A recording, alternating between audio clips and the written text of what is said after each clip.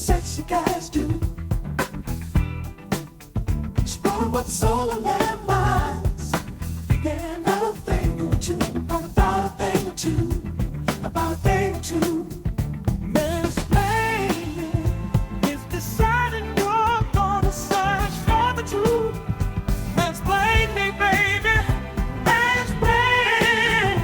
There can be no thinking that would be uncool.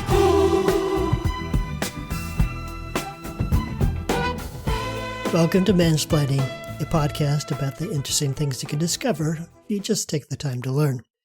My name's Mark, and I'm going to be your host for this week. And as always, I'm joined by Joe, an old friend from college. Together, we'll explore what's on our minds and hopefully figure out a thing or two about a thing or two. Joe, welcome to 2025. It is January 3rd as we have this conversation, so it's all still somewhat new to us. Yes. This would usually be the time of year when I would write 2024 on checks, and then I would cross the 4 out and write a 5 in its place. Yeah. But I don't really write checks anymore. So the new year is something that I'm able to spend more time getting used to in this modern age of man. Is that because you converted to crypto completely? I can neither confirm nor deny that my entire existence is on the blockchain.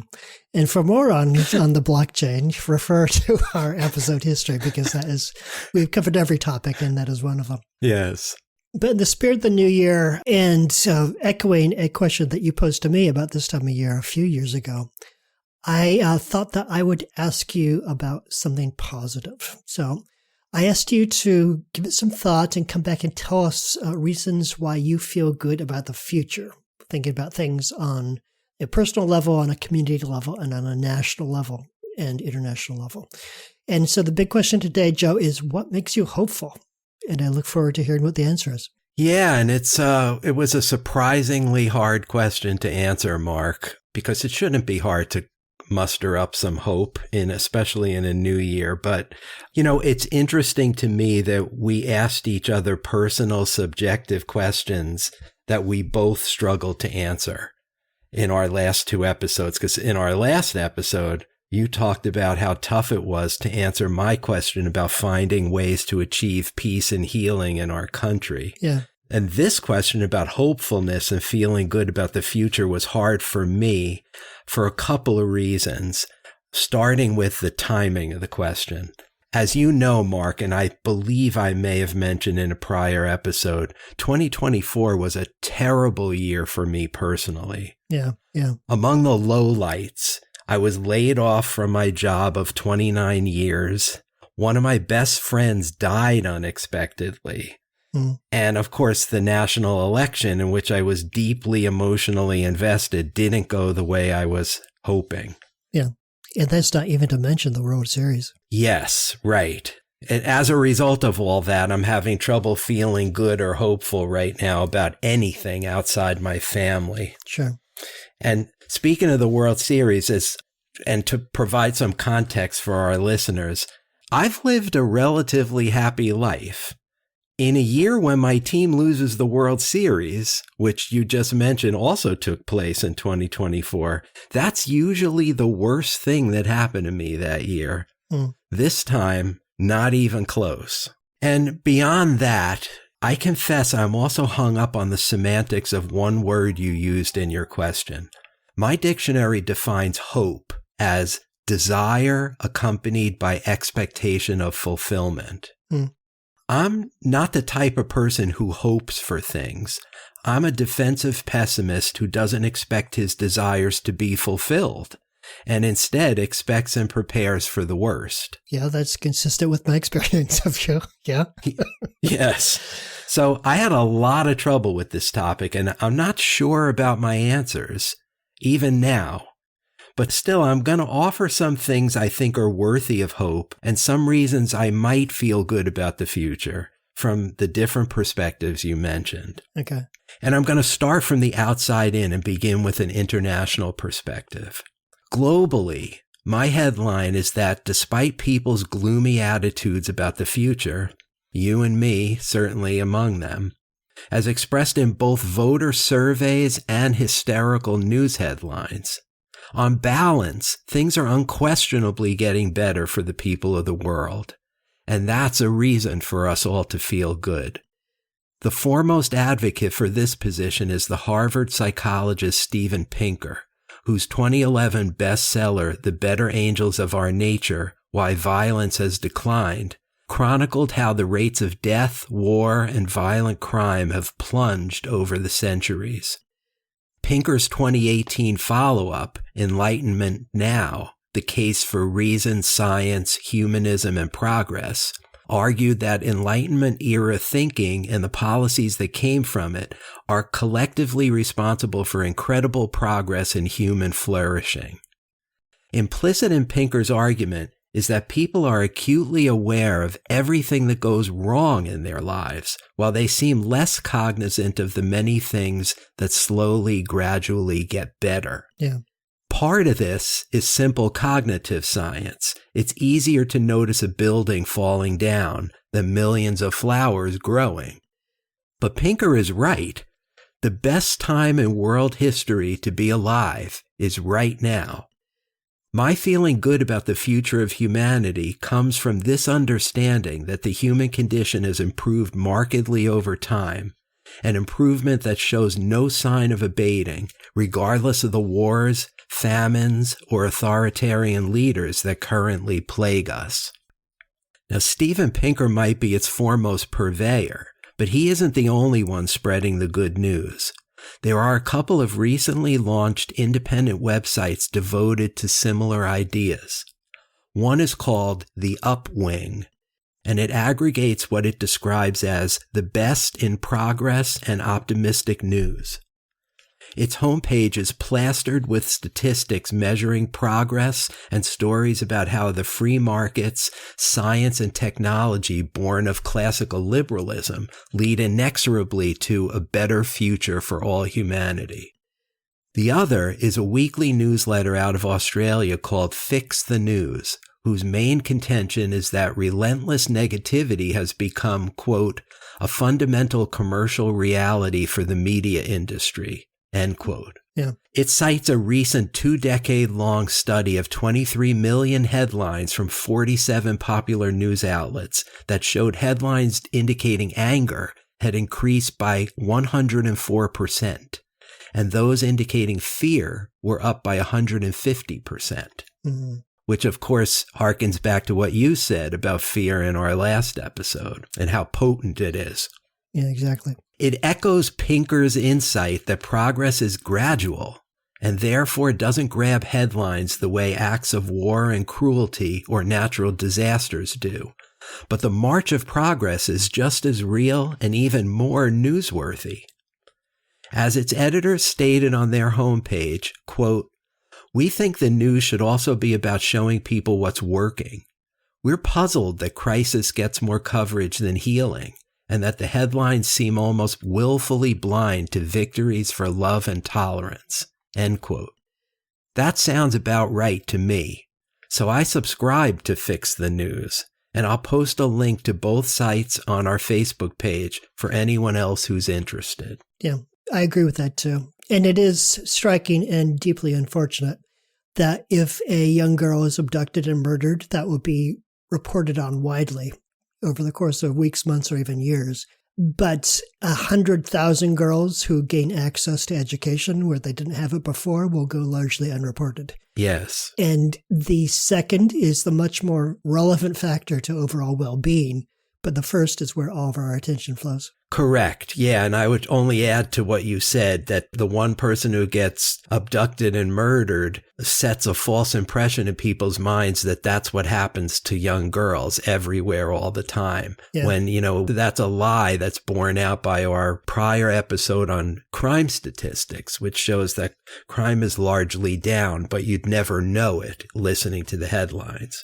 Yeah, exactly. Though my good feeling stems from the mere existence of these alternative news sites as opposed to what they're reporting, I didn't want to leave this global portion of my answer without delivering a small grab bag of underreported facts I got from these and other sources that make me feel better about the fate of the world as we enter 2025.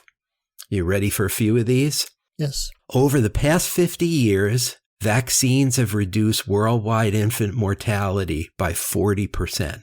Oof. Since 1990, global economic growth has lifted more than 1.3 billion people out of extreme poverty. Mm-hmm. Since 2015, Africa has reduced deaths from infectious disease by 42%. In 2023, for the first time, more than 40% of the world's electricity came from zero carbon sources. Worldwide literacy rates have risen to 90% for people under 25 years old. Wow. And the one that surprised me the most, because of its rapid adoption of clean energy as well as its slumping economy, China's carbon emissions, which comprise 30% of the world's total in 2023, may have already peaked. Did you realize that, Mark?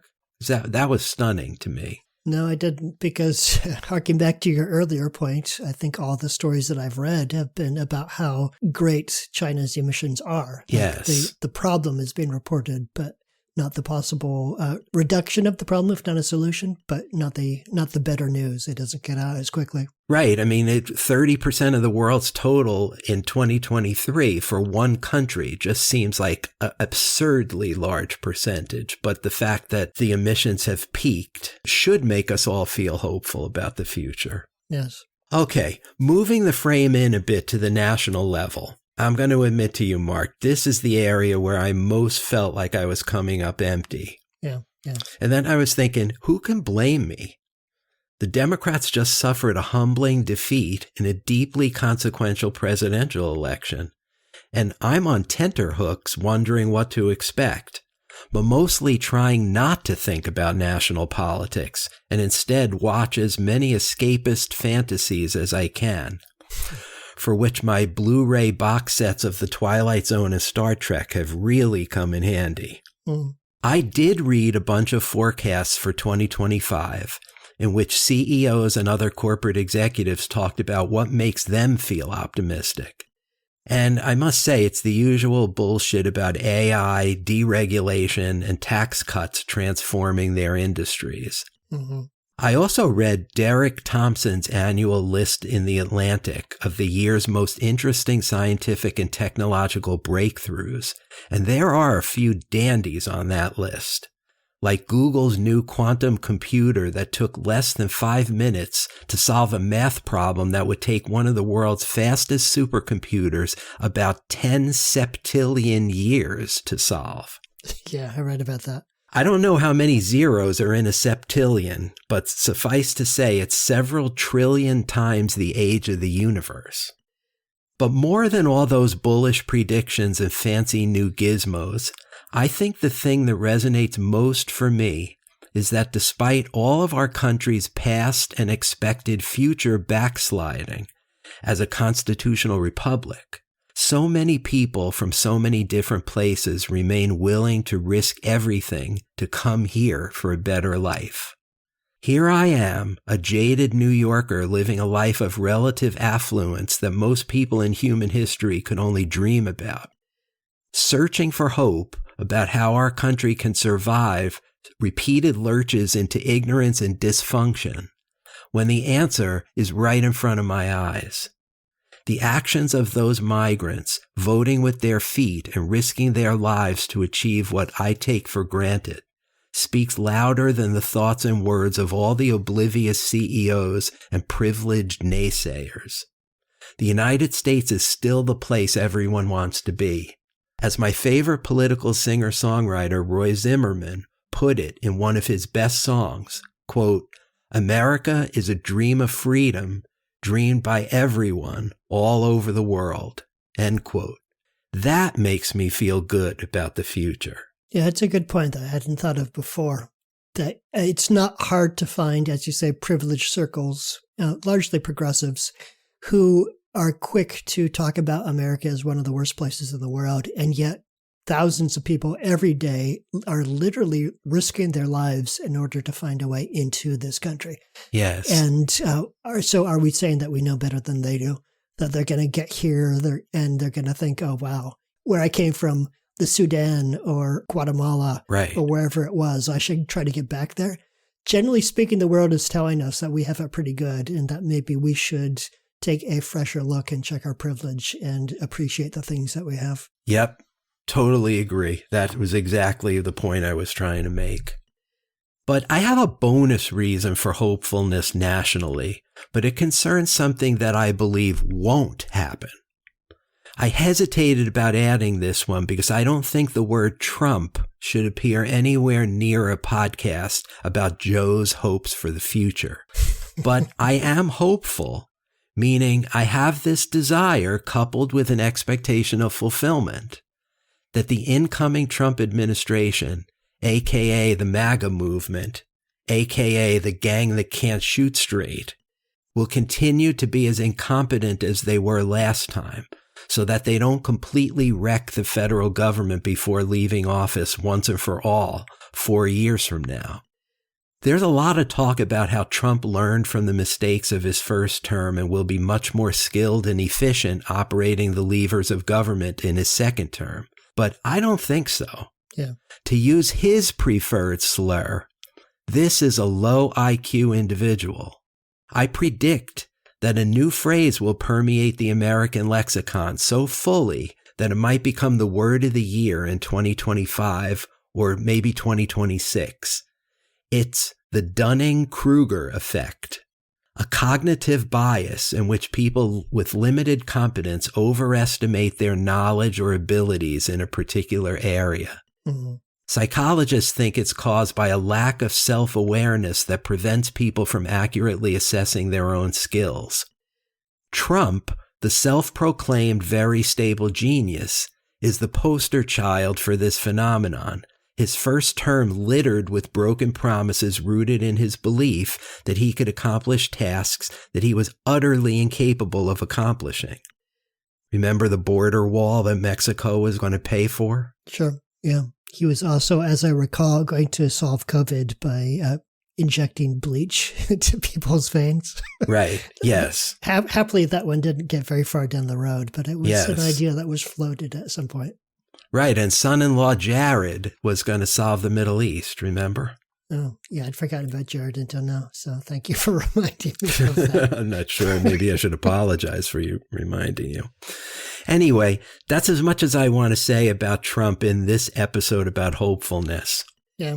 The good guys may lose more battles than we win in these next 4 years, but the ship of state is likely to be a leaky garbage scow. Yeah, it occurs to me that if you are so situated within the political realm that your opponents are basically an opposition party, which is to say they're motivated not so much by a vision for the future, but by a laundry list of things that they hate, that when those people are in power, they're probably not going to be very proactive in terms of creating new things or driving legislation because they are defined by what they don't like. And what you don't like is something that stops you from acting. It's not something that really motivates you to create new things. Correct. So yes, kind of by definition, the party of opposition is going to be a party of inaction within an administration rather than the reverse. Except for those things that they really do enjoy, such as graft and corruption and lining their own pockets, which we can anticipate they will pursue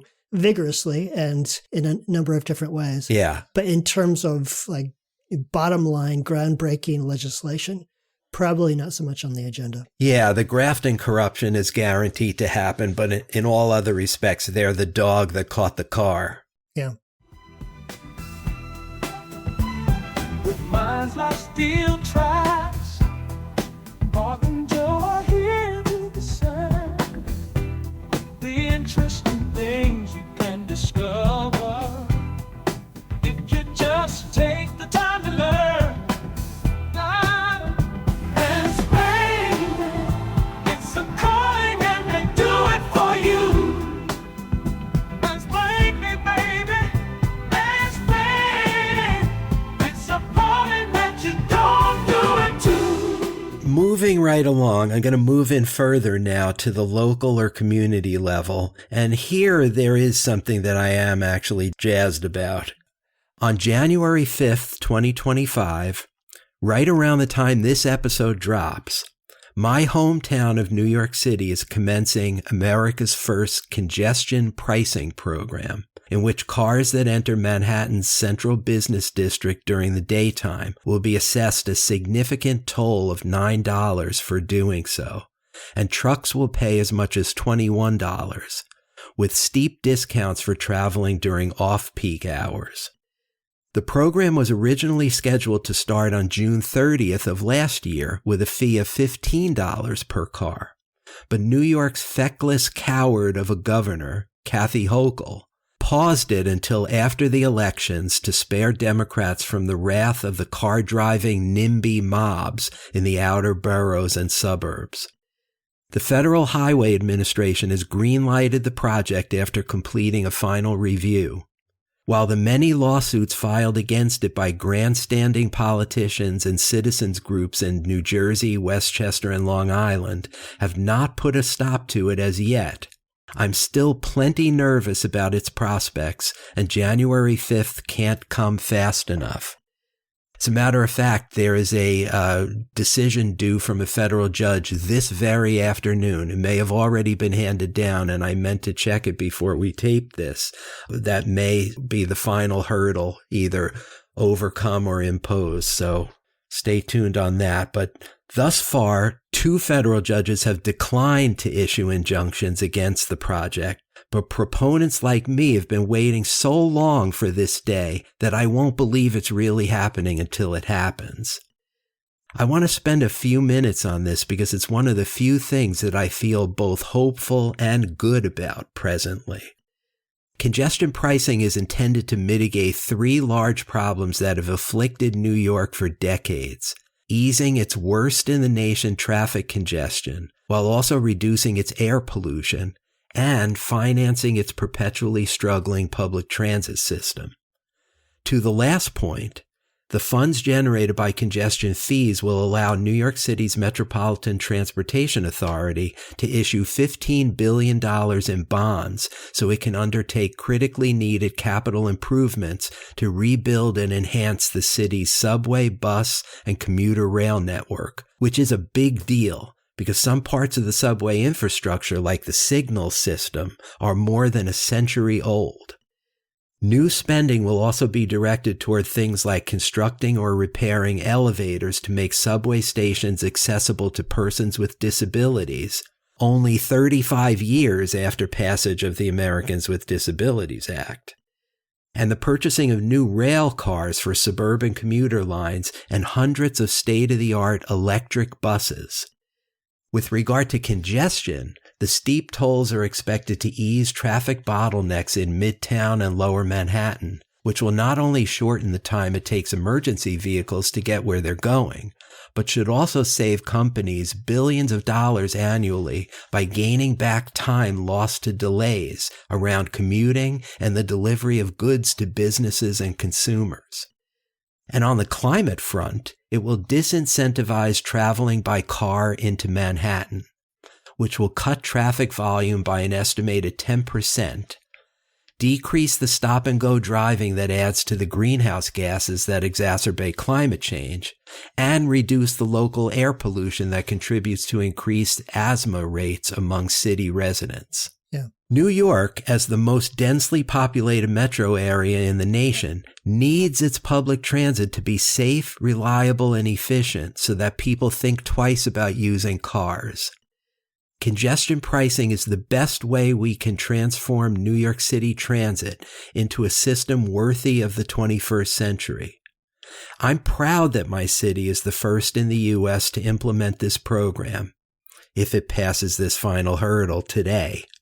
But urban planners in other American cities anxiously await the result, so they have cover to try the same in their localities.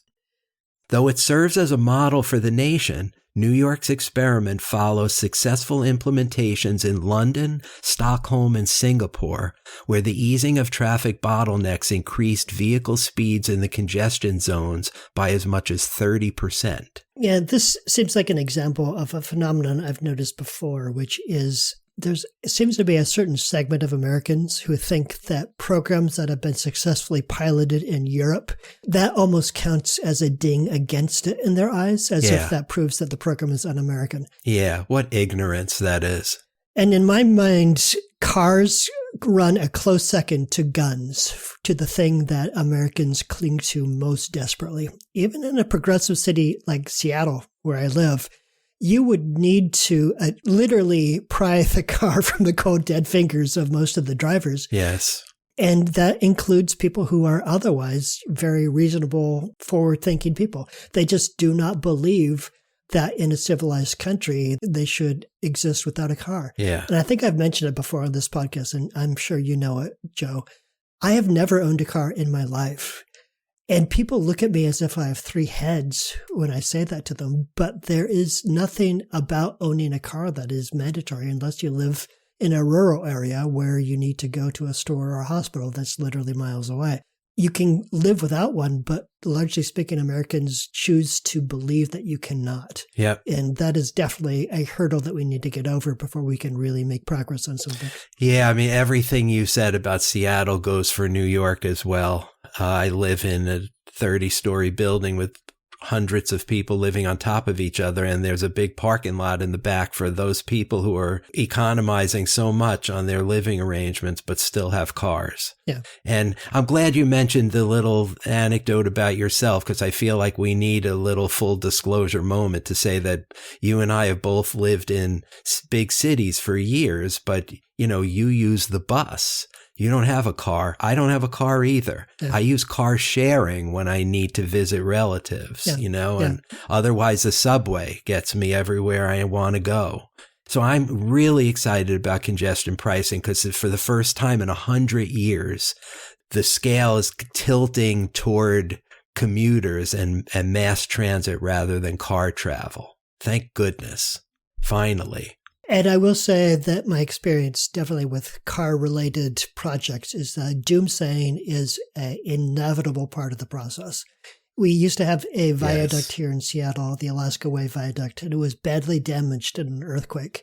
And there was the decision that we had to take it down. And you would not have believed the doomsaying around just simply taking down a viaduct, that it was going to absolutely destroy the city, that people were going to be stuck in traffic jams that would never end. Yeah. And of course, none of that happened. Absolutely none of that happened. And there are more cars on the streets now than there were before. And yet somehow we learned to live without a single way through the city. So it's just sort of an emotional trigger for people with cars. If they are used to driving to a certain place via a certain way, and you suggest to them that maybe they would need to find a different way, they panic, and then they're forced to see that it's a possibility, and they get on with their lives. Yeah. It's a 3-step process. Right. So let's cross our fingers that New York's congestion pricing experiment is a resounding success, and then that there are urban planners in Seattle and LA and Chicago and Boston, Washington, D.C., who are paying close attention to this, ready to adopt the same program in their municipalities. Fingers crossed. And now finally to the personal level. As I mentioned at the top, I'm not in a great frame of mind right now. Being without a full-time job when I should be at the height of my earning power is definitely weighing on me. And yet, at the same time, I'm not hoping I land a new full-time job. Even if I desired one, which I don't, I have no expectation the desire would be fulfilled anyway. There's that pesky definition of hope again. It seems I'm at an inflection point in my career, and if I have hope about anything in this realm, it's that I'll be able to reconcile myself to whatever the future brings. I'll feel good about my own future if my crappy 2024 leads to personal growth or renewal in 2025 and beyond. I'm reminded of my favorite line in my favorite Ernest Hemingway novel, A Farewell to Arms, in which the narrator writes, quote, "The world breaks every one, and afterward many are strong at the broken places." End quote. In our 2021 holiday episode, when I asked you for some good news in a world that was still racked by COVID, you mentioned the phenomenon of post-traumatic growth, in which people who survive hardship sometimes benefit because it puts them in closer touch with what they really want out of life. It's still too soon to know for sure, but that might slowly be happening to me. Let's touch base again in a while and I'll tell you how I turned out. In the meantime, how do my answers compare to yours? I think they compare pretty faithfully. I did not draw up my own answers to the question I asked, but hope is something that I do think about quite a lot. And in fact, I wanted to talk about something called hope theory. Have you ever heard of that? No. So hope theory is based principally on the work of a psychologist called C.R. Snyder, who academically studied hope. And based on his work, he argued that it's a skill that can be practiced. And basically within his research, he said hope requires two things. First, agency, or the belief in your ability to reach your goals. And second, pathways, the ability to identify multiple routes to reach those goals. And within the people he studied, he noted several benefits to hope. First, people who are hopeful experience lower levels of depression and anxiety. They're better able to cope with stress and adversity.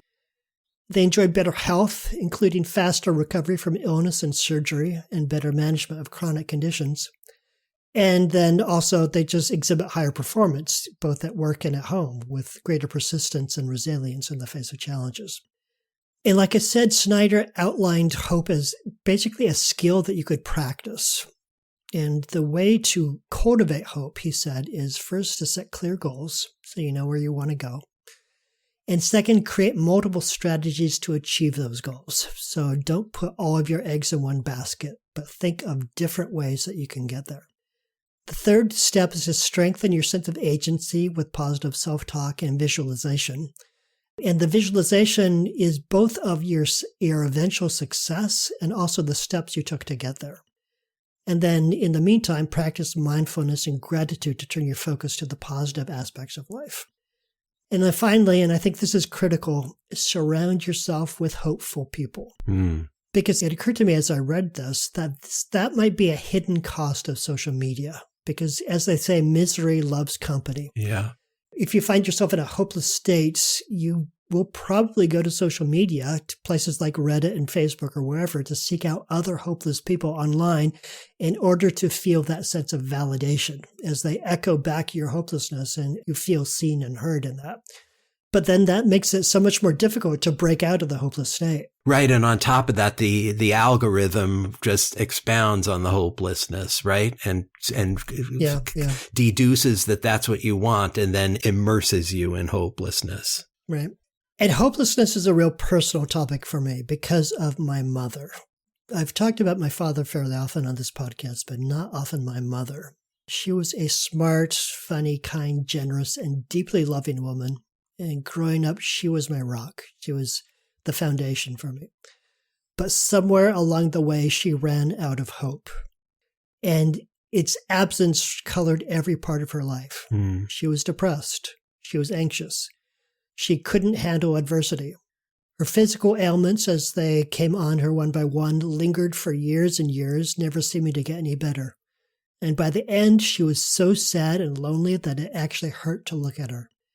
So when I speak about hope, it's not in the abstract. Hope is very personal to me. And one of my deepest regrets is I was not much help to my mother as she was spiraling downwards into hopelessness. I wish I had known what I know now. I would have tried to work with her on cultivating a hopeful mindset. So I feel like we as individuals and as a society need to rededicate ourselves to the practice of hope, not as some form of feel-good self-delusion, but simply because that's how hope works. It's something you practice. It's something you need to practice. And the world has big problems that are not going to be solved in the absence of hope. Hopelessness is a self-fulfilling prophecy. The more hopeless you are, the less likely you are to seek solutions, and the more it seems like your hopelessness is fulfilled. And I've seen that play out before my very eyes in a way that broke my heart. So let's all do what we can to avoid hopelessness's snares. Yeah, boy, that's beautifully said, Mark, and a very touching story about your mother as well. what I'm thinking of after hearing this, and especially about the hope theory, is what a contrast to the dictionary definition of hope that I articulated at the beginning. Yeah, which I just want to repeat that and compare and contrast it to what hope theory is. Desire accompanied by expectation of fulfillment. Mm-hmm. Desire, which is a dream. Here's my dream, right? And then the expectation of fulfillment. Neither of those two components have agency in them, if you think about it, right? Yeah. I desire something and I expect it to happen, but, if it happens or not is really not up to me at the end of the day, right? Yeah. That's kind of what that definition means. Compare that to what you just said about hope theory. Agency and pathways. It's so much more proactive. It's something you practice like exercise, Yeah. That's a really powerful, proactive way of reimagining hope. And I wish it were the dictionary definition. I wish that's what everybody thought hope was. Yeah, I know. Yeah, the dictionary definition sounds like a Christian's hope for an afterlife, right? Yeah, right. You really hope that you're going to see grandma again, but it's God's will, and it's just something that you have or you don't have. It's not something that you bring into your life through deliberate practice. Yes. That's why I said I was hung up on the semantics at the beginning, because when you use a freighted word like hope in your question, I like to look it up just to make sure I know what the hell I'm talking about, right? And I saw this definition of hope, and it just doesn't resonate for me, that it's this thing you kind of sit back and wish will happen and kind of believe it will happen, but have no agency in it. That just doesn't resonate for me. I'm not close to that feeling at all, but I'm much closer to the definition you articulated, the hope theory. Yeah, me too. So there have been some books written based on C.R. Snyder's research, and I'll share a link to one or two of them with you, Joe, so you can add them to the sources for this podcast. Yes, please. And is this a living person, or is this some old theory? I think he was part of the movement of positive psychology. Died about 20 years ago. Yeah. Well, thanks for that new definition and that coda, because that really brings us full circle and helps me understand better why I've had such a negative feeling researching this topic, and thought I was letting you down by not being hopeful about very much. So Had it been that definition, it might have taken me in different directions. Yeah. Well, hopefully with this definition, it will take us all in different directions into 2025 and a more hopeful future for us all. Yes. And speaking of 2025, I'm going to give you the question for next time. Okay. And back to our more, I don't know if objective is the right word, but more fact-based realm. So this week ends what was reported to be the busiest holiday travel season in American history, plagued by flight delays and traffic jams all over the nation.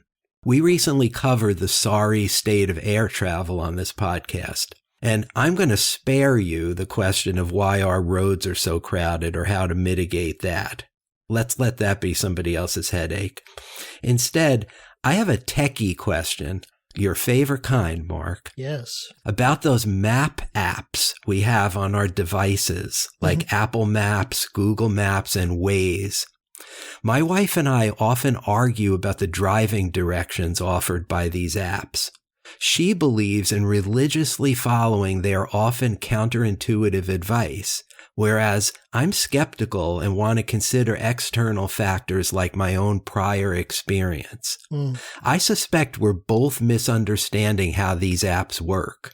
So the main question for you is, how exactly do they work? But I'm also curious about whether their programming is committed simply to finding the fastest route between points A and B, or whether there are other factors at play. Like, are there any reasons for us to be skeptical of the directions they provide? Are you imagining that Google is trying to get you to drive past people who have bought advertising via Google.com? Not necessarily, but there could be things going on in the background, and I didn't want to pollute the question with those things, but my wife and I have brainstormed some things that I was going to ask you about when you present on this. So yeah, is it just about getting there as fast as possible, or is there something else going on? How do they work? I have a feeling a lot of people wonder this about those apps since they're so ubiquitous today. So I think this is going to be a real public service if you come back and tell us how these friggin' things work. Okay. Yeah, that will be a fun one to get into. I do like to talk about these things. So I'll look into that. I'll figure it out and I'll come back to you. Great. And hopefully settle this dispute between you and your wife. Yes. And if I need to send you some money on the QT so that you weigh in on my side of it, just let me know off air. Okay. Okay. Will do. Yes. All right. Well, I will be working on that for the next 2 or 3 weeks. And in the meantime, I hope that you all drive yourself safely and think about hope and think about agency and pathways and how you have agency within your life to achieve what you want. And dream that congestion pricing comes to your locality someday soon. Yes, yes. Fingers crossed on that. We should all be hopeful for that. But that's it for this week. That was Joe and I'm Mark, and we'll see you next time. Talk to you next time.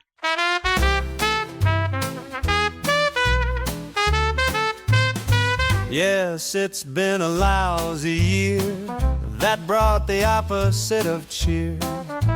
But there's a foolproof way I know for how to cope. Yes, it's true you got laid off and your life has hit a trough. Remember, my good friend, there's always hope. Say you're feeling awfully lonely 'cause you lost your one and only. It's easy just to slink away and mope.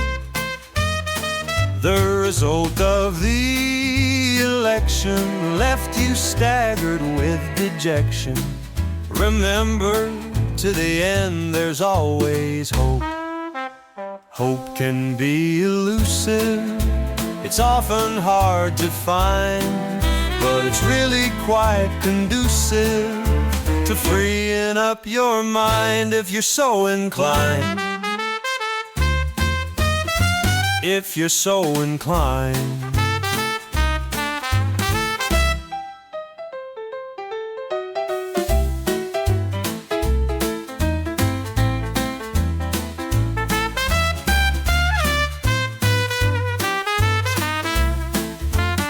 So go grab it while you can. Be proactive, make a plan. Say yay when you are used to saying nope.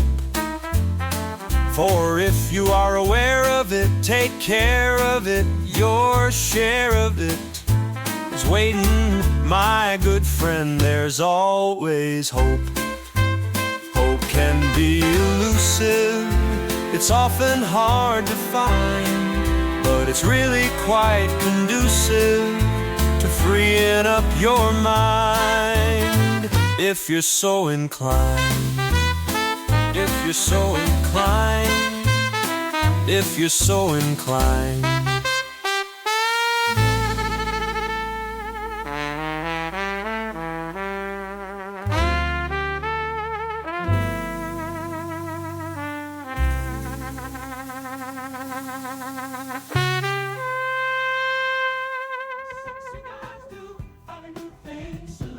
Mansplaining is brought to you by Joe and Mark and nobody else. Music composed and performed by the Mansplaining House Band. Thank you for spending your time with us, and we'll see you next time. Mansplaining is deciding you're gonna search for the truth. Mansplain me, baby. Mansplaining. There can be no faking, that would be uncool. Attention Mansplaining listeners. If you want to engage with Mark and me, you have some options. One is to go to our Facebook page, Mansplaining the Podcast, where you can leave a comment or question, check our sources, suggest topics for future episodes, or just like us, because who doesn't want to be liked?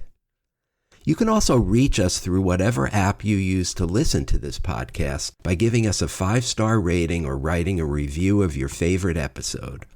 Or you can call and leave us a message on our dedicated voicemail box, which is 206-486-4074.